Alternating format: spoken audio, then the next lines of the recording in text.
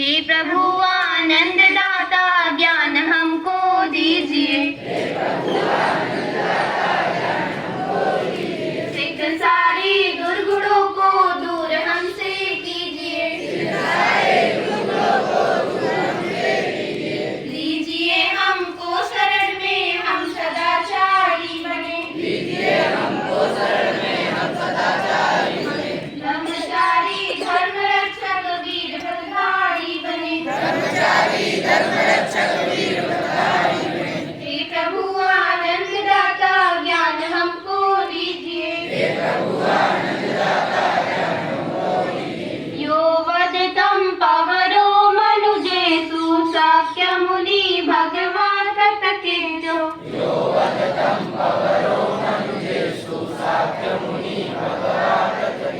पारिगतो बलवीर्य समंगितं सुगतं शरणत्तमुपेमि।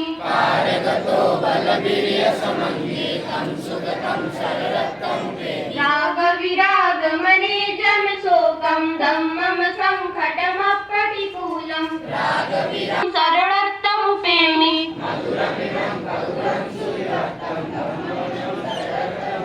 यस्य च दिन्न महाफलमाहु चतुर्दशी सपुरी सयुगेषु।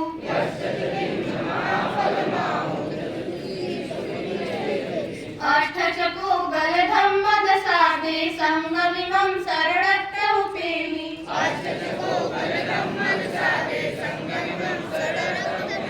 नमो तस् भगवतो अरहतो सम्मा भगवतो अरहतो सम्मा सम्बुद्धस्स।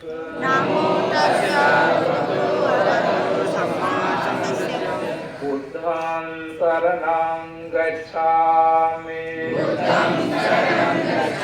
धम्मं शरणं गच्छामि। संघं शरणं गच्छामि। द्वितीयंपि बुद्धं शरणं गच्छामि। वेरमणि सिक्खापदं समादियामि। मूसावादा वेरमणि सिक्खापदं समादियामि। पुरामेरय मज्जपमादठाना वेरमणि सिक्खापदं समादियामि। साधु साधु साधु। हाथ नीचे।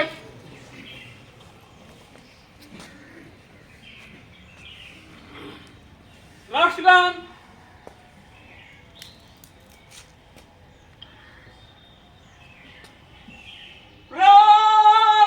जाने गणे मन अधिनायक जय हे भारत भाग्य विधाता। पंजाब सिंध गुजरात मराठा द्राविड़ उत्कल बंगा विंध्य हिमाचल यमुना गंगा उच्छल जलधि तरंगा। तब शुभ नामे जागे तब शुभ आशीष मांगे। गाए तब जय गाथा जन गण मंगल दायक जय हे भारत भाग्य विधाता। जय हे जय हे जय हे जय जय जय जय हे। भारत माता की जय। भारत माता की जय। नए सत्र का नया सवेरा इस स्लोगन के साथ सत्र 2023-24 का आगाज हुआ है। स्कूल शिक्षा महानिदेशक श्री विजय किरण आनंद जी इस समय प्राथमिक शिक्षा और उच्च शिक्षा दोनों को बड़े जिम्मेदारी पूर्वक संचालित करते हुए तमाम निर्देश इस इसलिए दे रहे हैं कि किस तरह से माध्यमिक शिक्षा की गुणवत्ता में सुधार किया जा सके। क्यों माध्यमिक शिक्षा और यहाँ के विद्यार्थी अन्य बोर्डों के विद्यार्थियों से पिछड़े हुए हैं, कारण क्या है, उसी संदर्भ में तमाम निर्देश उनके समय समय पर प्राप्त होते रहते हैं। एक नए स्लोगन के साथ नए सत्र का नया सवेरा करके हम लोग यहाँ पर इस सत्र को आगाज कर रहे हैं।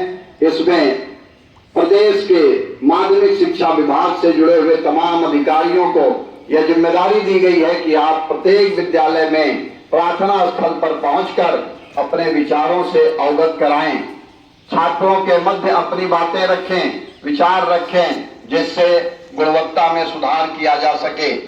इसलिए हमने यही कहा कि यह पूरा जो विश्व है एक प्रयोगशाला है और हर मनुष्य एक वैज्ञानिक है।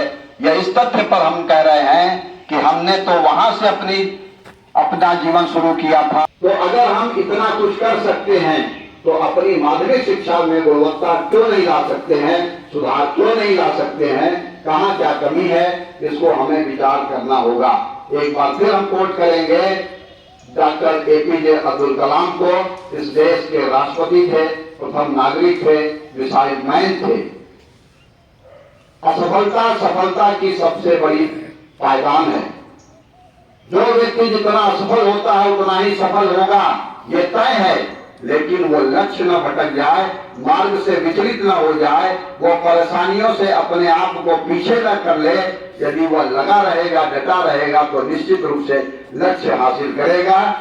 उसी एक नाम है डॉक्टर अब्दुल कलाम आजाद, जिस एयरफोर्स ने उनको रिजेक्ट कर दिया था कि आप एयरफोर्स में भर्ती होने लायक नहीं थे, वही डॉक्टर अब्दुल कलाम आजाद एक दिन राष्ट्रपति बनते हैं और राष्ट्रपति तीनों सेनाओं का सर्वोच्च कमांडर होता है।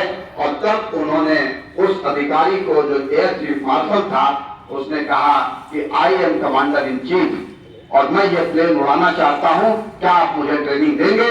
उन्होंने ट्रेनिंग दिया और उन्होंने प्लेन भी उड़ाया। इस तरह के तमाम उदाहरण हैं। हम बातें ज्यादा नहीं करेंगे क्योंकि आज सुनने का मौका है।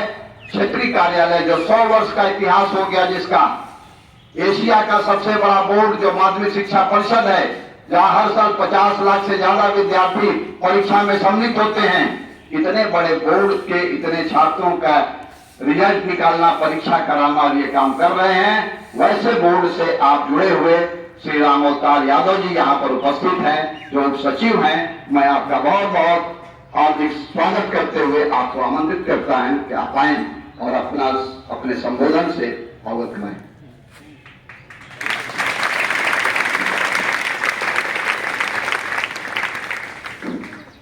परम आदरणीय प्रधानाचार्य जी,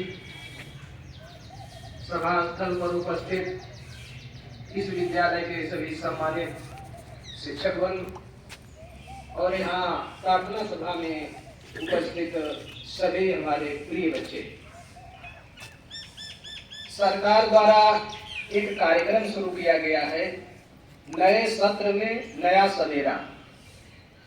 इस कार्यक्रम के तहत सभी बच्चों में एक नई प्रेरणा हमको पैदा करना है, उनमें उत्साह भरना है, उनको यह अच्छी शिक्षा देना है और उन्हें जो है अपने पुराने संस्मरणों से अवगत कराना है। और साथ ही साथ जो यहाँ से मेधावी बच्चे पढ़ करके गए हैं और ऊंचे ऊंचे पदों पर पहुंच गए हैं, उनको भी बीच बीच में बुला करके आपके बीच में उनके भी विचार सुनने को कहा गया है। ऐसा निर्देश हमारे महानिदेशक का है और महानिदेशक के माध्यम से हमारे माध्यमिक शिक्षा परिषद के सचिव दिव्यकांत शुक्ल का भी निर्देश प्राप्त हुआ है। पूरे उत्तर प्रदेश के सभी जनपदों के जिला विद्यालय निरीक्षकों को भी निर्देश दिया गया है। सभी जो है संयुक्त शिक्षा निदेशक जितने हैं उनको भी निर्देश दिया गया है कि सभी लोग प्रतिदिन प्रार्थना स्थल पर पहुंच करके बच्चों को प्रेरणादायक संदेश दें, उनसे वार्ता करें, उनसे संवाद करें और उनको अच्छी दिशा निर्देश दे करके और उनको आगे बढ़ने का मार्ग प्रशस्त करें। इसी क्रम में आज जो है आज से इसकी शुरुआत हुई है और नया सत्र आपका शुरू हो गया है। बहुत सराहनीय कार्य है और आप लोग जो है आज इस विद्यालय में प्रार्थना सभा पर उपस्थित हैं, ये बड़ा ही अच्छा और सुंदर अवसर है। आप लोगों ने प्रार्थना की, बहुत अच्छा लगा। आप लोगों ने राष्ट्रीय गान गाया एक स्वर से, बहुत अच्छा सराहनीय रहा, इसलिए आप प्रशंसा के पात्र हैं। देखिए, आप लोग पढ़ते आए हैं, हमारे गुरुजी लोग भी आपको बताते आए हैं कि गुरु गोविंद दो खड़े काके लागों पांव, बलिहारी गुरु आपकी गोविंद लियो बता। अगर भगवान और गुरु दोनों एक साथ खड़े हैं तो आप पहले किसको प्रणाम करेंगे, किसका पैर छुएंगे, ये आपको बताया जा चुका है। क्योंकि भगवान को बताने वाला हमारा गुरु है, तो गुरु को हम पहले प्रणाम करेंगे। गुरु ही हमारा, गुरु का पद सबसे ऊंचा है। इसलिए आपको गुरु का सम्मान हमेशा करना चाहिए, चाहे जहां आप हो। गुरु का बिना सम्मान किए हुए आप आगे नहीं बढ़ सकते हैं। इसलिए आपको हमेशा गुरु का सम्मान करना चाहिए। और साथ ही साथ ये भी कहना है कि देखिए, आप बच्चे, आपका जीवन जो है वह इस समय विद्यार्थी का है। विद्यार्थी को हमेशा ऐसे विचार रखने चाहिए कि आप में कोई दुर्भावना न आए। आप अनुशासित रहिए, अनुशासित रह करके विद्यालय में पढ़िए। विद्यालय का जो नियम है उसका अगर आप पालन करते हैं तो आप एक अच्छे विद्यार्थी बनेंगे। अगर विद्यालय में अनुशासन का पालन आप नहीं करते हैं तो वही बच्चे जो है जाकर के आगे बिगड़ जाते हैं, आगे वो पढ़ नहीं पाते। पालन पहले विद्यालय का नियम का पालन करना है, यहाँ का जो अनुशासन है, अनुशासित रहना है। गुरु लोगों का प्रणाम करना, सुबह आइए गुरु को प्रणाम करिए, पैर छुइए, आपस हम आप में एक अच्छी ऊर्जा पैदा करें। देखिए, भारतीय संस्कृत हमें देती है कि यहाँ पर हम जो है मातृ देवो भव, पितृ देवो भव, और इससे बढ़कर के अधिक देवो भव को सम्मान देती है। यानी माता है कि आप अनुशासित रहिए। देखिए, पहले विद्यालयों में दीक्षा संस्कार होते थे। दीक्षा संस्कार इसलिए किया जाता था कि आप बच्चे बड़े या छोटों का आदर और सम्मान करना सीखें, ईमानदार बने, अहिंसा के मार्ग पर चले। ये उनके में भावना जागृत होती थी दीक्षा संस्कार से। अब बच्चे संस्कारवान बनते। हमको लग रहा है कि आदरणीय प्रधानाचार्य सक्रिय है, जरूर इसकी कक्षाओं में इस विद्यालय में शिक्षा दी जाती है, उससे ज्ञान बढ़ता है। तो दीक्षा से संस्कार विकसित होता है और शिक्षा से आपका ज्ञान बढ़ता है। इसलिए दीक्षा और शिक्षा दोनों इस विद्यालय में होनी चाहिए, तब आप संस्कारवान बनेंगे। जब आपको दीक्षा दे दी जाएगी तो आपको कुछ बताने की जरूरत नहीं है। आप अपने आप हर चीज जो समाज के, देश के लिए आवश्यक है वो अपने आप सीख जाएंगे। यहाँ की संस्कृति है, संस्कृत का जब हम पालन करेंगे, उसकी परंपरा का निर्वाह करेंगे तो आप निरंतर आगे बढ़ते जाएंगे। देखिए, यहाँ की संस्कृत हमारी यही कहती है कि जियो और जीने दो, यही इसका मूल मंत्र है। किसी को मत सताओ, जियो और जीने दो। यहाँ पर आप लोगों ने देखा होगा कि यहाँ पक्षियों को पानी दिया जाता है, यहाँ पर चींटियों को आटा दिया जाता है, यहाँ पर सूर्य, चंद्रमा, ग्रह जितने हैं, तारे जितने हैं, सब हमारे देवता हैं। हम सभी को देवता मानते हैं, ये आप लोगों ने देखा होगा। और इसके बाद यहाँ की संस्कृत का ये विशेषता है, यहाँ ईंट का जवाब हम पत्थर से नहीं देते। कैसे देते? यहाँ की संस्कृत कहती है कि हाथ मिला करके दीजिए, प्रणाम करके प्रणाम करके दीजिए। इस तरह से इसका जवाब होता है। तो हमारी संस्कृत ये महान है, सर्वोत्तम है, इसका पालन करके हम आगे बढ़ते हैं। और इसी हमारी संस्कृति ये भी कहती है कि यदि आपके पास एक रोटी है तो उसमें से अगर आधी रोटी किसी भिखारी को दे देते हैं तो ये हमारी कटी है, यही नियम है। और यदि आपके पास वही एक रोटी है और पूरा भिखारी को या अन्य को न दे करके स्वयं खा जाते हैं तो ये विकृति हो जाती है। और वही एक रोटी अगर पूरा आपने दे दिया भिखारी को, आपने नहीं कुछ खाया, भूखे रह गए, तो यही हमारी भारतीय संस्कृति। तो इसलिए हमारी संस्कृति दुनिया की सभी संस्कृतियों में श्रेष्ठ, महान है, इसीलिए दैवी संस्कृत इसको बोला जाता है। तो आप समझ लीजिए कि आप ये जितने बच्चे यहाँ खड़े हुए हैं, इसमें से कोई इंजीनियर बनेगा, कोई वैज्ञानिक बनेगा, कोई अध्यापक बनेगा। माने आप में वो प्रतिभा छिपी हुई है, उस प्रतिभा को उभारने के लिए ही ये विद्यालय बने हुए। इन विद्यालय में पढ़ करके आपको गुरु जी पढ़ाएंगे, ज्ञान आप प्राप्त करेंगे और वह ज्ञान प्राप्त करके आप अच्छे पदों पर जाएंगे। ये विद्यार्थी जीवन है इस विद्यालय का। 1935 में यह विद्यालय बना हुआ है। अब 1935 से लेकर के 88 वर्ष लगभग हो चुका है। तमाम बच्चे यहाँ से निकले होंगे और अच्छे अच्छे पदों पर गए होंगे। वो आपके लिए प्रेरणा स्रोत हैं, आदर्श हैं। उन बच्चों को देखिए और उनसे कुछ सीखिए कि यहाँ से ये बच्चा पढ़ करके गया है, इतने ऊंचे पदों पर पहुंचा हुआ। आज उनको याद करके आप जो है आगे बढ़ने का काम करिए, निरंतर आप प्रगति करते रहेंगे। इसलिए उन बच्चों को भी बुलाने के लिए निर्देश हुआ है और वो बच्चे भी बीच बीच में आपके बीच आए और वो भी आपको कुछ सुनाए। तो इस तरह से आप समझ लीजिए कि हमारे जितने भी अधिकारी हैं आपके बीच में प्रतिदिन प्रार्थना स्थल पर आएंगे। 10-5 मिनट आपको अच्छी चीजें, अच्छे संवाद आपसे करेंगे, अच्छी बातें बताएंगे और उसका पीछे लटकाए हुए ये नहीं होना चाहिए। आप कहीं रख देते और सावधान की स्थिति में इस प्रार्थना स्थल पर खड़े होते। प्रार्थना स्थल ये भगवान की प्रार्थना है और माता सरस्वती की प्रार्थना है। इसलिए अगर इसको जो है ध्यान से, मन से अगर आप नहीं करते हैं तो इसका मतलब ये होता है कि आप उसमें कहीं ना कहीं लापरवाही कर रहे हैं।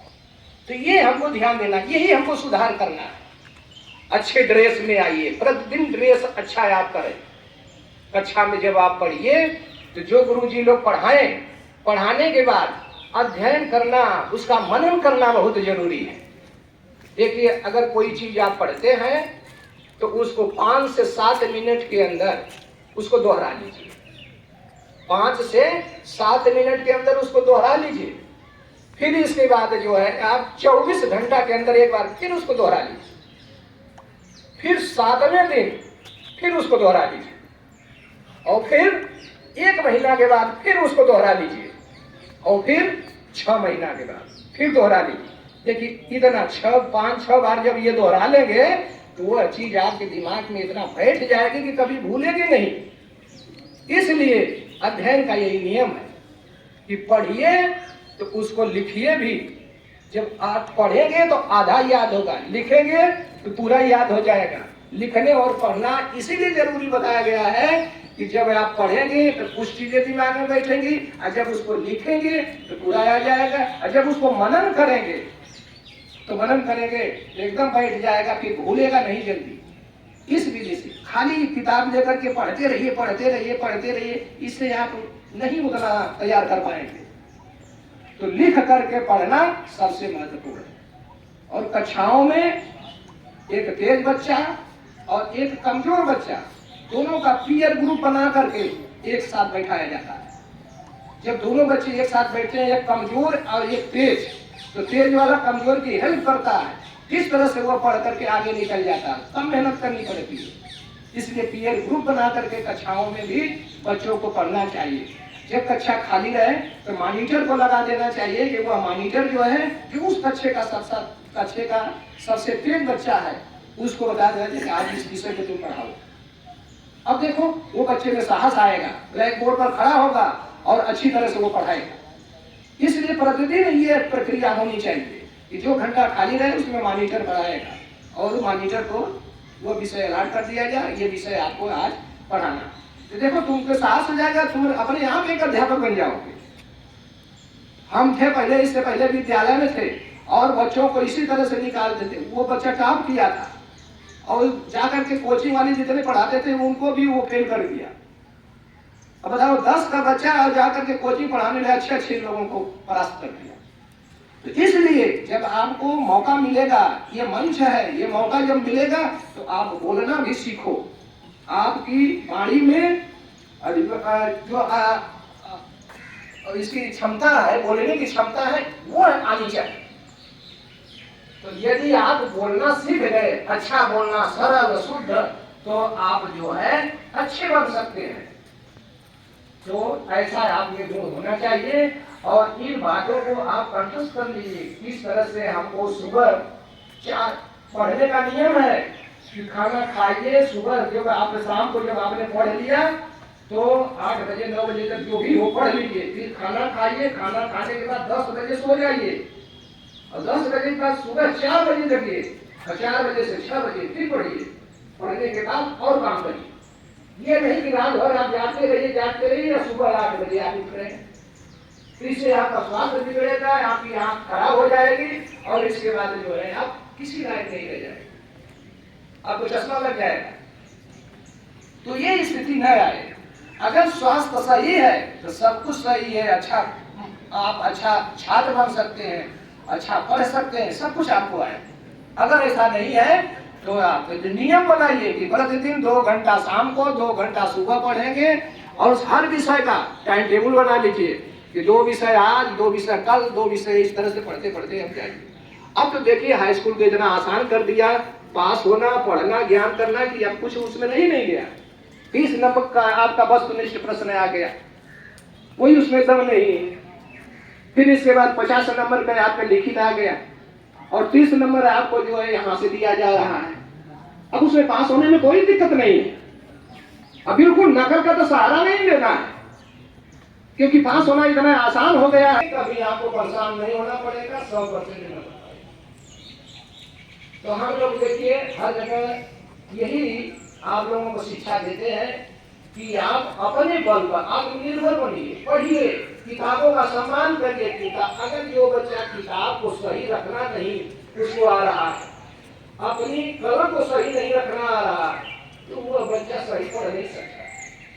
यदि किताब का सम्मान करोगे तो तुम आगे बढ़ते जाओ।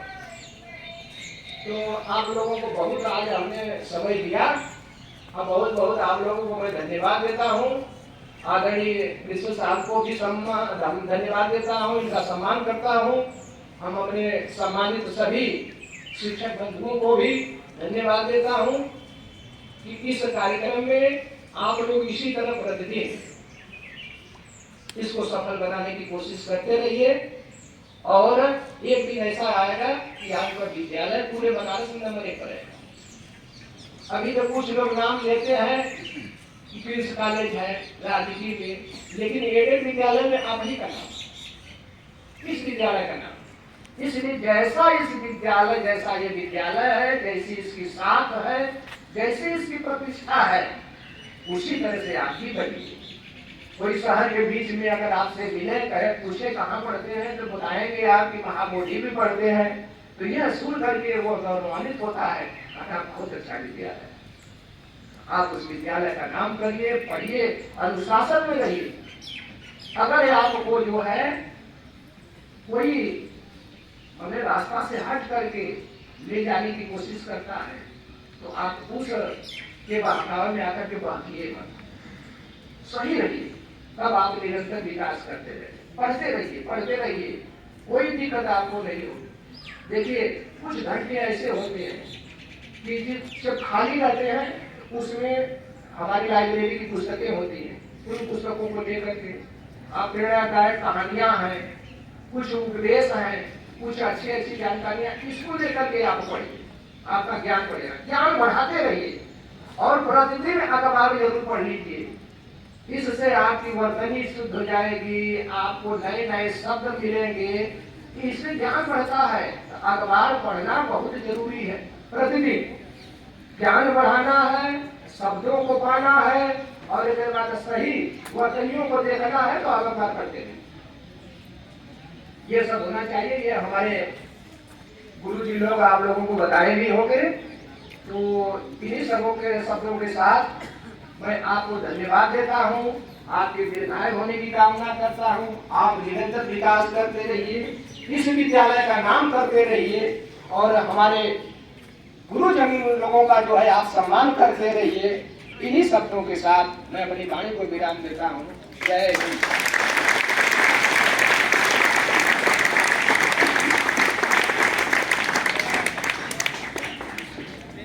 जैसा नाम वैसी व्याख्या आज की राम के अवतार के रूप में यहाँ पर उपस्थित हुए हैं राम अवतार यादव जी, उप सचिव हैं माध्यमिक शिक्षा कार्यालय क्षेत्रीय कार्यालय में। विद्यार्थी को क्या करना है क्या नहीं करना है यह विचार आज निकल करके आया। 1 मिनट और आपका लेंगे कि हर पल जो गुजर रहा है आपका यह आनंद का पल है, इसमें आनंदित होने की जरूरत है।